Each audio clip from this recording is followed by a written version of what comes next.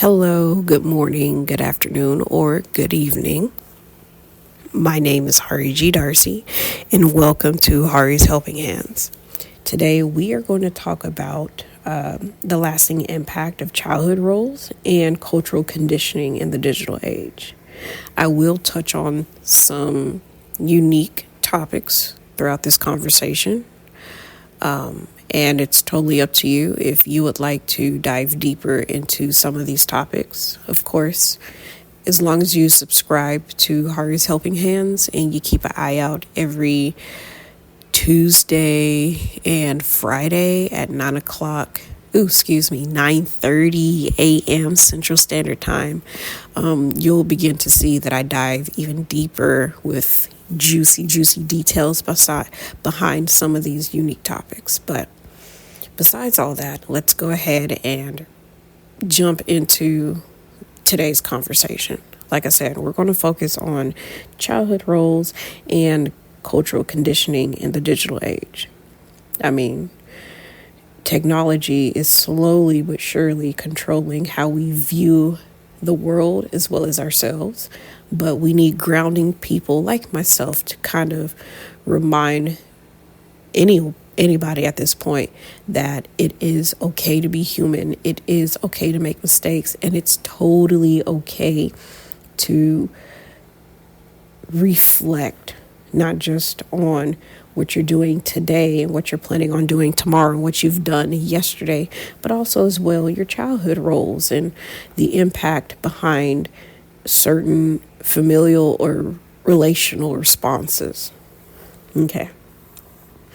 So, boundaries are the invisible lines that protect a person's time, energy, and emotional well-being.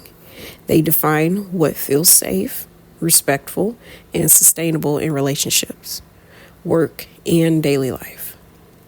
Psychologically, boundaries support self-awareness, reduce chronic stress, and help maintain emotional stability.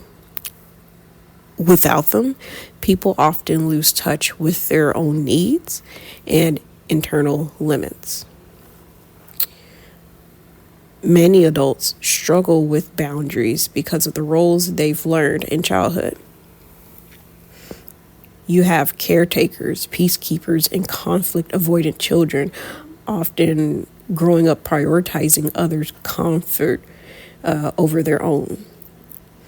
Cultural messages around obedience, politeness, and emotional restraint can further reinforce these patterns, teaching people to stay quiet, comply, or avoid discomfort.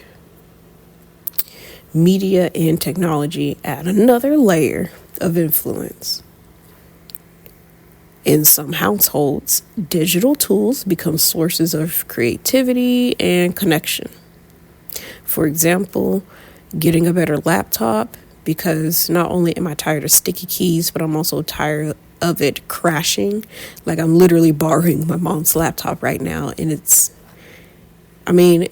not the best, but it still gets the job done for what I need to do for Hari's Helping Hands.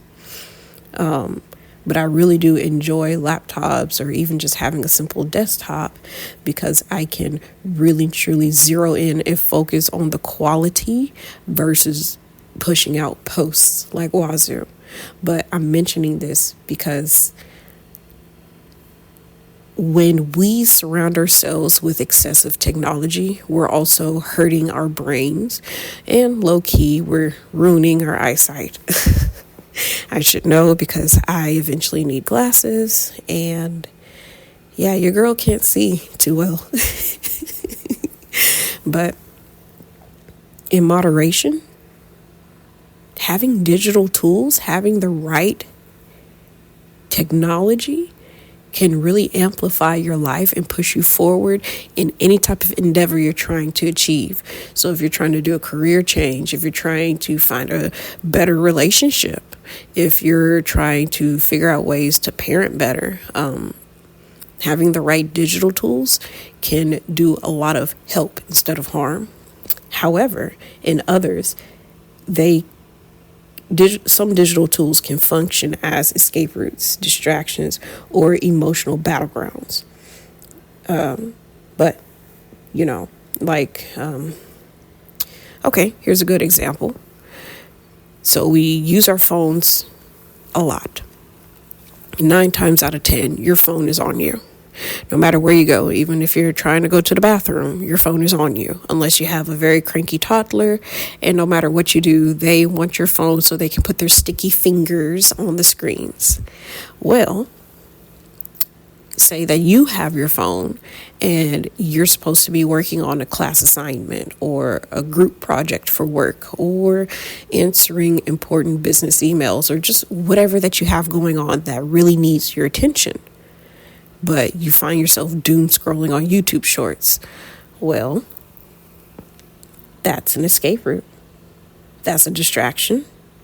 And it can lead to you fighting for your emotional life on a random battleground that you shouldn't even be there in the first place.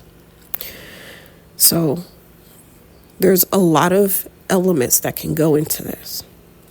Like I said, this article explores how early family roles, cultural conditioning, and digital habits intersect to shape the way adults understand and set boundaries today.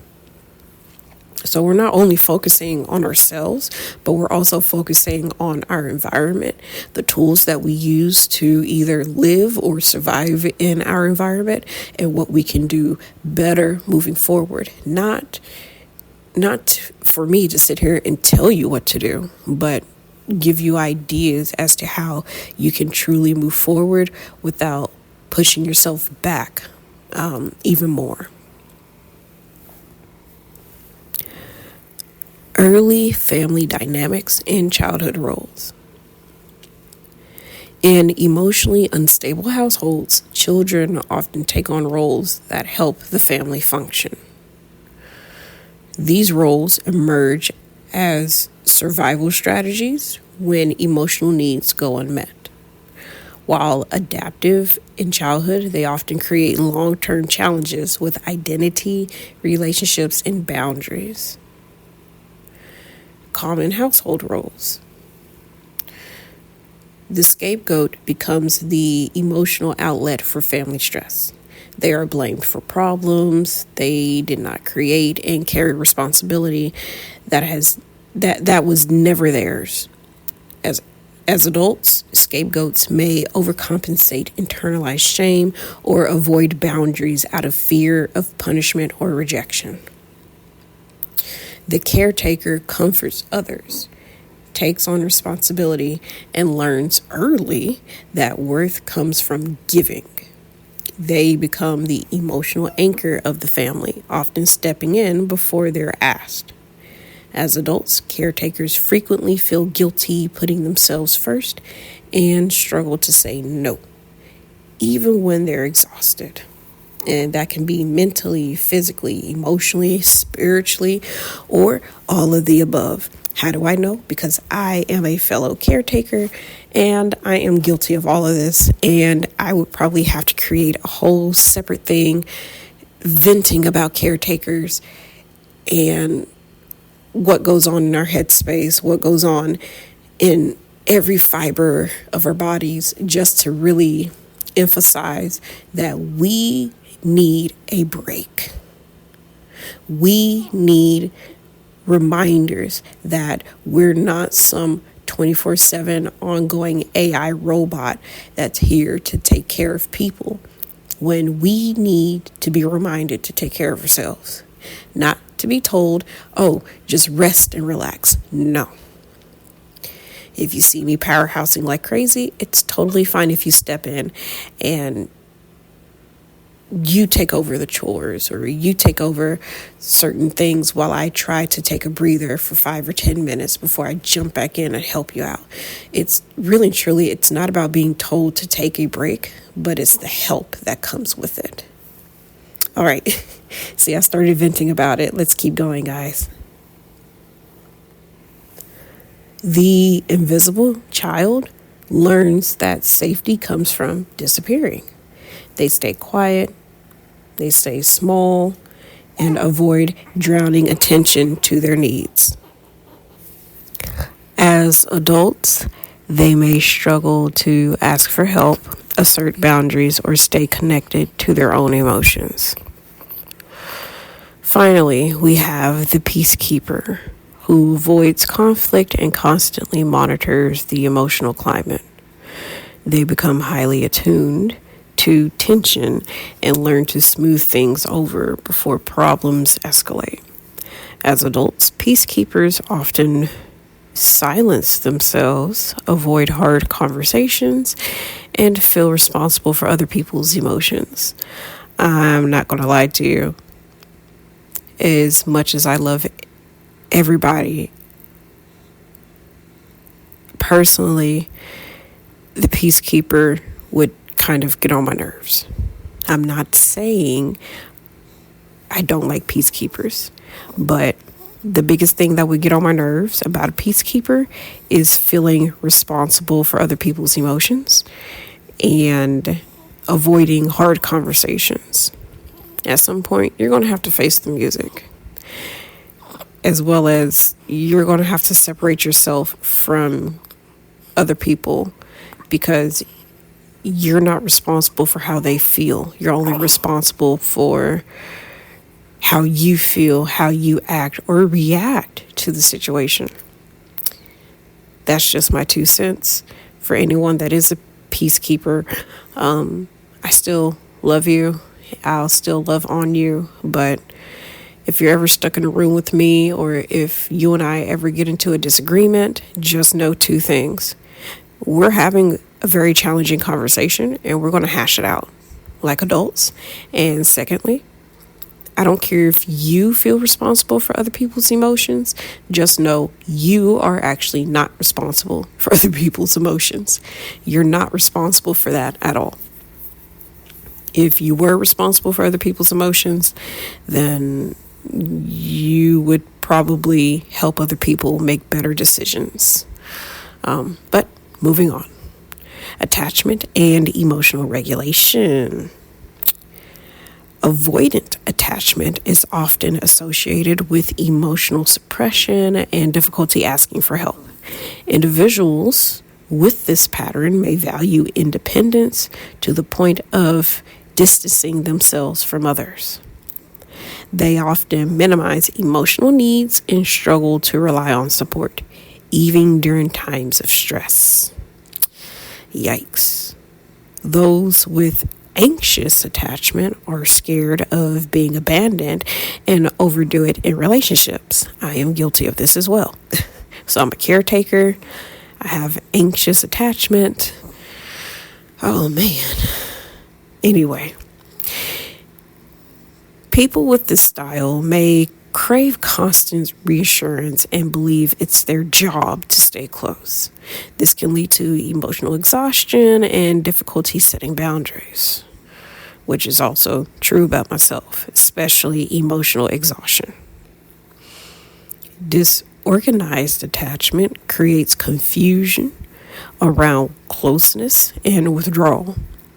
People may desire connection while also feeling unsafe in relationships, leading to unpredictable emotional responses and difficulty trusting others. So, I want to give you guys a quick little example of disorganized attachment, because I used to do this a lot. When I was with my ex-husband, I was like this. I created crazy amount of confusion. I hated his guts, but I loved him dearly. I was a ride, but I was never a die for him. If anything, I was super duper happy when he was away, but I also missed him because I wanted him to witness a lot of family fun time, even if we didn't have a lot of money to our names.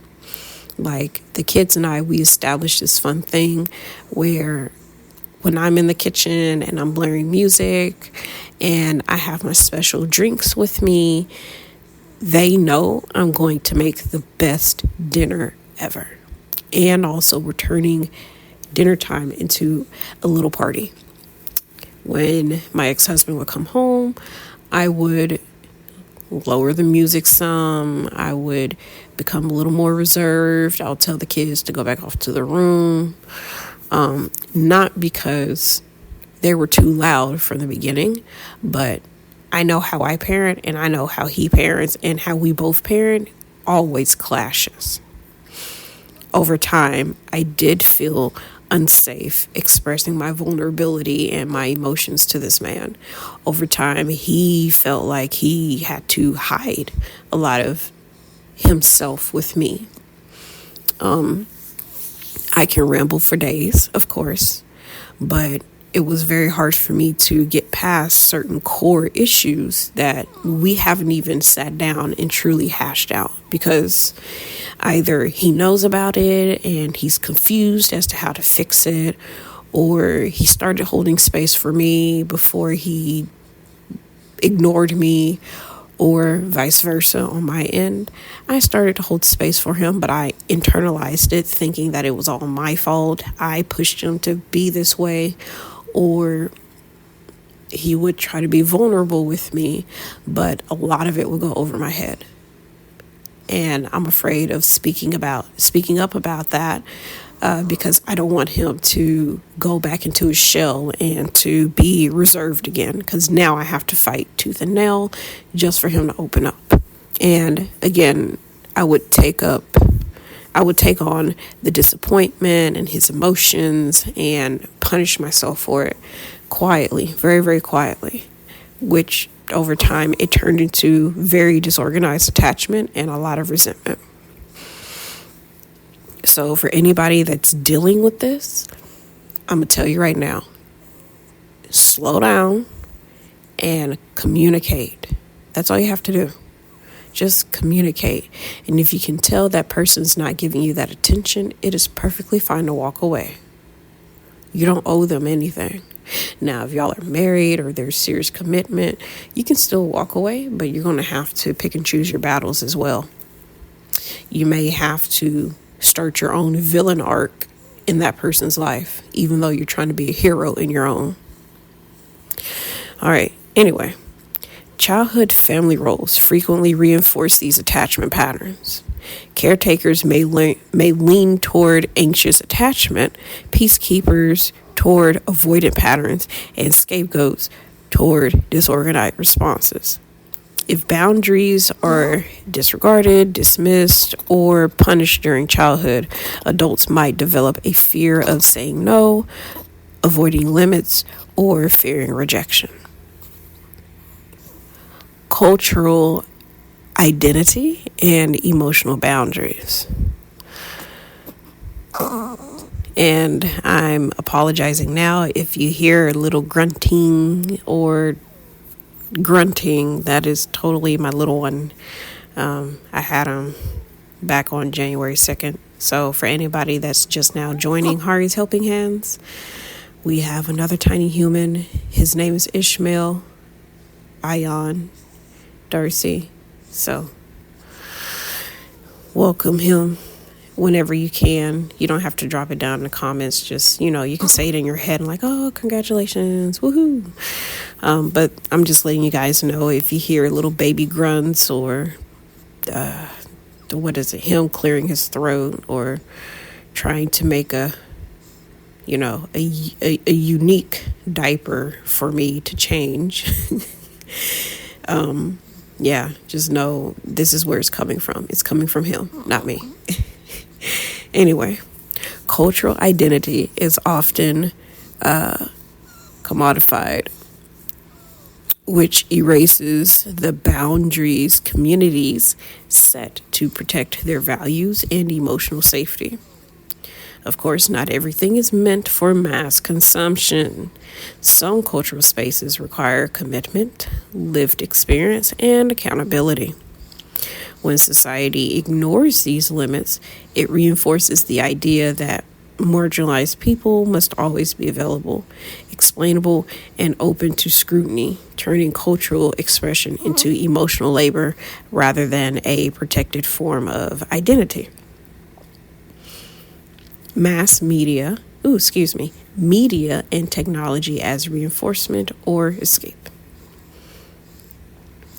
Media and technology may either strengthen your emotional habits or allow you to escape them. Realistically, we're doing both. A lot of times we think that we're strengthening our emotional habits when in reality, we're just doing both. We're strengthening and also escaping our emotional habits at the same time. And the only time it becomes counterintuitive is if we just focus on one thing, but in reality, we're doing the complete opposite. It's either like a one or done.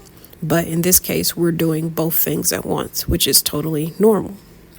Platforms often incentivize excessive sharing and emotional labor since, likes provide validation, even when connections are superficial. For example, okay, and I know this is super duper recent, but I'm so sorry. When you write on Substack and you're new, for some reason, I keep seeing all these posts where they get thousands of likes, hundreds of comments, hundreds of shares. Like, where are all these people coming from? First off, where are all of y'all coming from? And then you got average Joes like myself, where, we probably going to get no more than maybe 5 or 7 likes at most, and probably 1 or 2 shares. Yeah. To me, it doesn't feel like an incentive. It really truly feels like I'm just oversharing for no reason, when I can just overshare in my newsletter. And for people who wants to know what's going on with me or want to be part of the journey, they can always just subscribe to either 1 or 2 of my newsletters. I'm working on the 3rd one, but that's besides the point. If you want to know more about me and my awkward phases and trying to heal, I have Mama Hari's Healing. If you want to know more about me professionally, you have Hari's Helping Hands. I don't chase after the shares and the likes and the subscribes. I chased after, do y'all understand the words that are coming out of my mouth? Or do I need to dumb it down for you guys just a little bit more? And not dumb it down to say that y'all are dumb. But there are times where you look at something and it's like, yo, I want to know more about this, but I just don't understand it. Yeah. That's why I do what I do. I do this because I want everybody to be on one accord. I want everybody to be on the same page. You might be going through a different season, but the information, I want it universal, just right, where it's not too professional, but it's also not too kiddish. I'm distracting myself. Anyway, frequent scrolling causes emotional fatigue and distraction. Remember that YouTube short reference I made earlier? Yeah. Distraction. I kind of don't agree with emotional fatigue, but I see where it's coming from, because you can jump from 3 back-to-back sad pieces of shorts or content just for you to get, slapped in the face with something super positive like puppy videos and cat shorts and whatever else that you find interesting that makes you happy. Digital avoidance become a way to avoid introspection.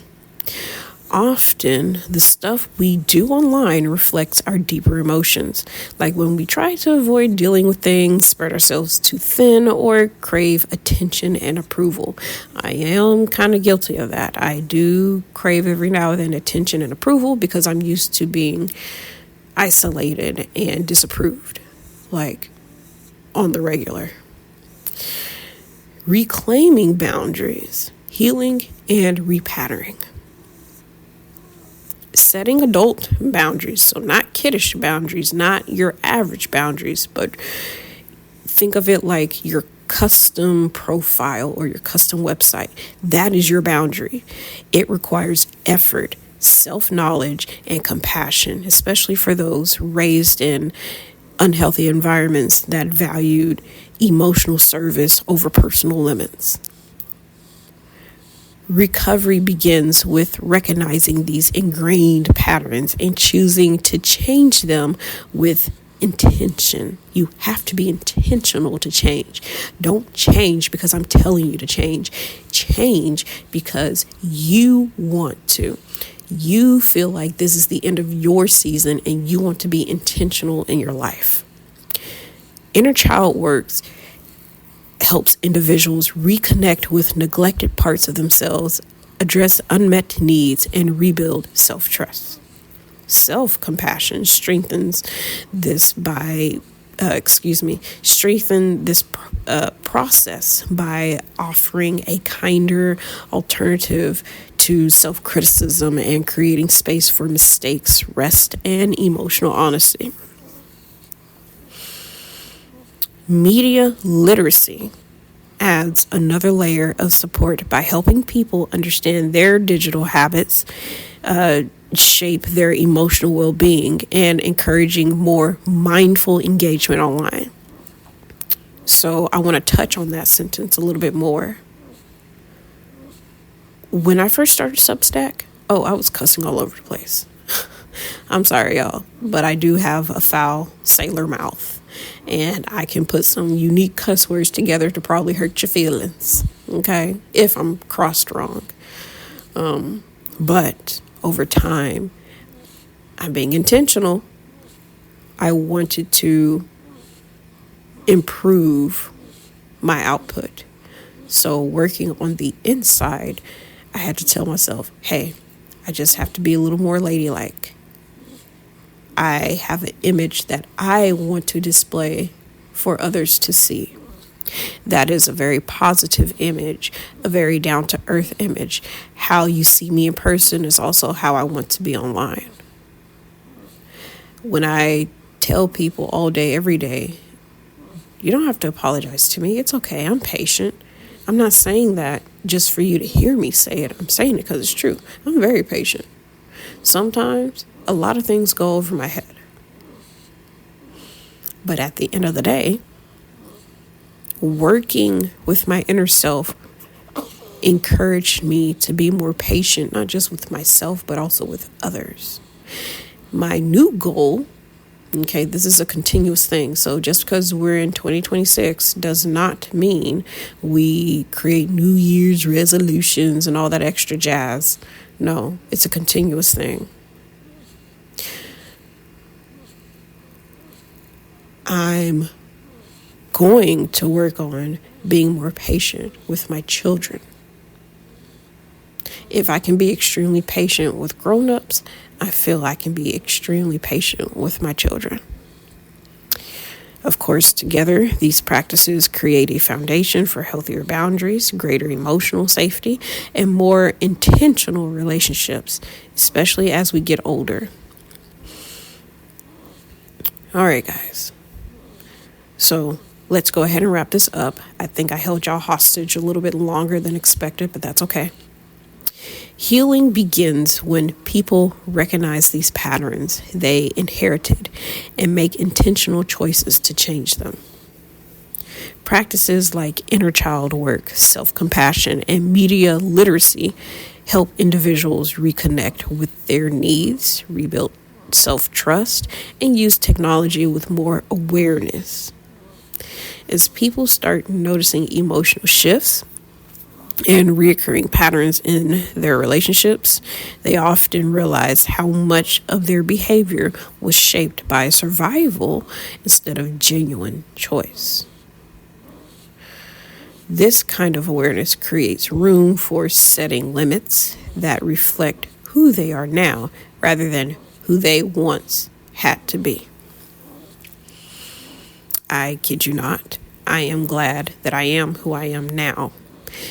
Who I used to be was not a positive person. It wasn't a positive image. It wasn't a realistic image of myself. Now I feel more in tune with myself, and I am extremely excited to continue to grow with myself, as well as grow with special people in my life. From being in a healthier relationship now, noticing and taking notes on how to be a better parent to my children, It's a lot. It takes a lot of work. You're going to be crying some days or some nights. You're going to be beating yourself up saying that you're not good enough, you're not worth it. But at the end of the day, even if you just have one person that sits down with you and say, hey, I see what you're doing and I'm proud. I'm so proud of you, girl. Like, keep going. Or I'm so proud of you, boy. Keep going. Keep going. Don't stop because you feel like you're not good enough. Don't ever stop. Get those thoughts out of your head. Tell yourself right here, right now, ain't nobody going to do it but you. Ain't nobody going to do it but you. So you might as well go hard and be the best you can be. You're valuable. I'm not saying these things because it sounds nice. I'm saying it because I too struggle with this, but in other areas. You're valuable. You're worth something in this lifetime. You're loved. You're appreciated. I want you around. I need you around. Not because you're a subscriber, not because I've had side conversations with you and built relationships with you.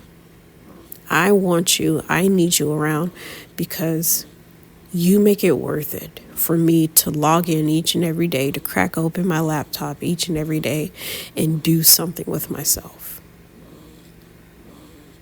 Even though the pandemic made us become more homebound and inflation took pretty much a lot of stuff from us here in the States, if you're overseas, we're going through a lot right now, guys. But regardless of all the random negatives that's happening to you, I'm still going to be positive in your life because you deserve to know, you deserve to feel supported, you deserve to feel loved.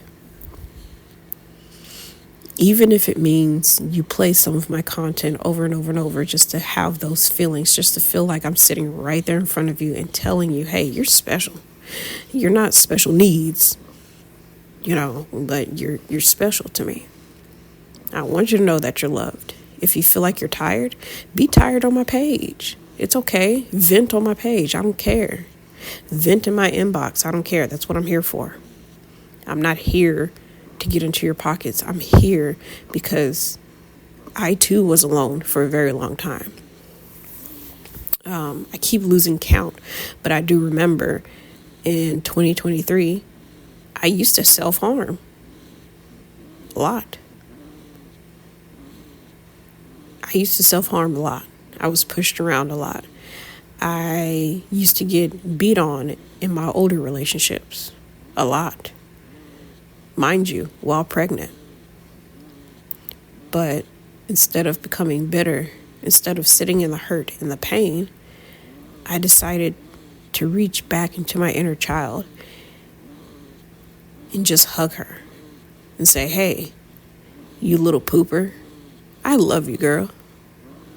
Now, let's start paying attention to people. Let's improve our people skills and move forward. Start walking harder on faith. Start moving with intention. Start loving yourself, for God's sake. You deserve it, man. So, thank you so much for being part of Hari's Helping Hands today. Before you go, give yourself a hug, give yourself a high five, and then click subscribe. Hari's Helping Hands is totally free, or should I say forever free. Take that, Dollar Tree. Or should I say $1.25 tree? You're lying anyway, because half the stuff in stores is like $3 and $5. Ooh, the audacity. But no, I still mess with you, Dollar Tree. You actually come in handy, okay? But if it's not too much for you today or whenever you have time, hit the subscribe button.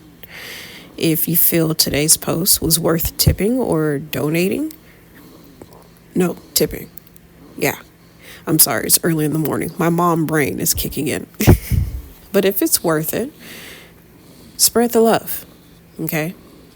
I have a Ko-Fi page. You're always more than welcome to visit it.